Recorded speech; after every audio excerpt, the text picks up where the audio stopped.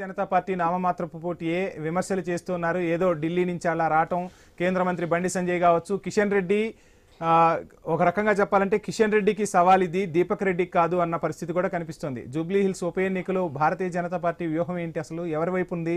ఓ రకంగా బీఆర్ఎస్ తో కుమ్మక్కైందన్న ఆరోపణలు కూడా వినిపిస్తున్నాయి. ఏంటి అంటే వాళ్ళ అభ్యర్థి గతంలో ఇప్పుడు అక్కడ క్లియర్ గా చెప్పాలనుకుంటే వాళ్ళే చెప్పాలి. ఎంఐఎం అభ్యర్థా లేకుంటే కాంగ్రెస్ అభ్యర్థి వాళ్ళు చెప్పాలి. ఎందుకంటే వాళ్ళు చేస్తున్నటువంటి రాజకీయం, వాళ్ళు కుమ్మక్కైతున్న విధానం వాళ్ళకి తెలుసు.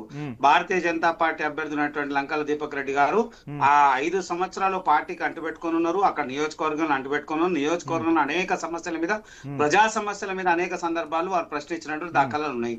ప్రజలతో మమేకమై ఉన్నారు. ఒకవేళ నిజంగా కూడా వీళ్ళు మాట్లాడాలి, చేయాలి అనుకుంటే 22 నెలలు అవుతున్నా రాత్రికి రాత్రి వీళ్ళు మదర్సాలకు నిధులు ఎట్టుకొని ఇచ్చారు.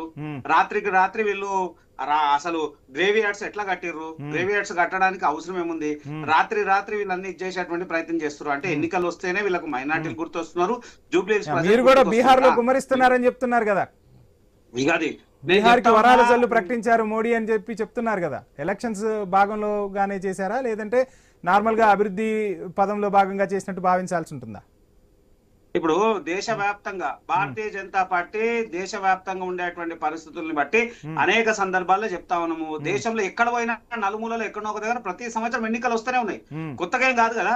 ఇక్కడ ఉండే ఎన్నికలు అక్కడ ఉండే ఎన్నికలు ఇక్కడ అనేక సందర్భాలు వస్తా ఉన్నాయి. మేము ఏమంటున్నాము, నిజం కూడా ప్రజల సంక్షేమం గురించి ఆలోచించాల్సినటువంటి పార్టీ ఆలోచిస్తే ముందెందుకు చేయలే, ఇప్పుడు ఎందుకు చేస్తుంది? సరే చేసిందే అనుకుందాము. ఇప్పుడు వీళ్ళు అంటున్నటువంటి వ్యక్తి సరే నవీన్ యాదవ్ చేసిండు, నవీన్ యాదవ్ ఉన్నాడు అనేటువంటి అంశం మాట్లాడుతున్నారు. సరే ఒక సందర్భానికి చెప్తాము. ఇంకో కొత్త విషయం చెప్తా.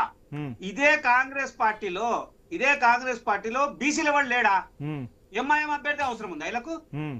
ఎంఐఎం నుంచి వచ్చినటువంటి అభ్యర్థి, ఎంఐఎం లో 2వ స్థానంలో ఉన్నటువంటి ఈ అభ్యర్థి వీళ్ళకి అవసరమా? ఎవరు అవసరం లేదా? మళ్ళీ వీళ్ళు మాట్లాడుతున్నారు ఇదే నవీన్ యాదవ్. మీరు కావాలనుకుంటే గూగుల్ చేసుకోండి, లేకుంటే ఆ సంబంధిత శాఖ గానీ అక్కడ ఉన్నటువంటి డిపార్ట్మెంట్ ఇచ్చేయండి. రోడ్డు విస్తరణ సంబంధించినటువంటి విషయంలో వీరి ఇంటికి అడ్డంగా ఇల్లు అడ్డంగా ఉంది. ప్రభుత్వం వీళ్ళకి నిధులు కూడా ఇచ్చింది. నిధులు ఇచ్చి కూడా డైవర్ట్ చేయలేదు. వీళ్ళు ప్రజల కోసం ఏం చేసేటువంటి వ్యక్తులు అండి. రైట్ అరవింద్ గారు, మొత్తంగా చూస్తున్నాం